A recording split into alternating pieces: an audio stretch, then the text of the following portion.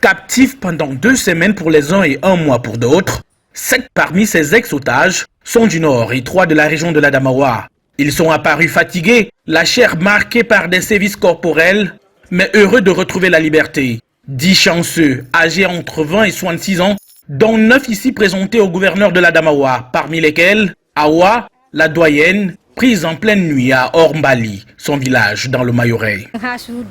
J'ai été kidnappé à la maison et j'ai passé 3 semaines avec eux. Globalement, les rançons exigées à ces ex-otages vont pratiquement de 5 millions pour certains à 30 millions pour d'autres.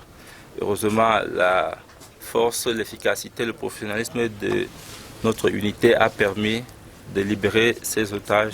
De l'énergie, il en faut pour cet exploit, conduit depuis jeudi dernier dans la réserve de la Benoué par le 5e bataillon d'intervention rapide sous la férule du lieutenant-colonel Joseph Kounaka.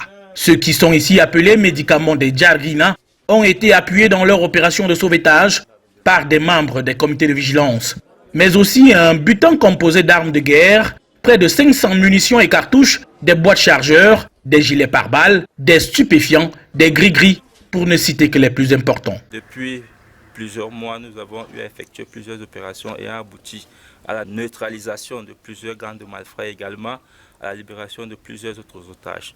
Spécifiquement aujourd'hui, c'est l'occasion pour nous de féliciter les comités de vigilance et les populations qui collaborent avec nous. Suite donc à notre rencontre avec les chefs traditionnels et les forces de l'ordre il y a 1 mois ou 1 mois et demi, nous nous sommes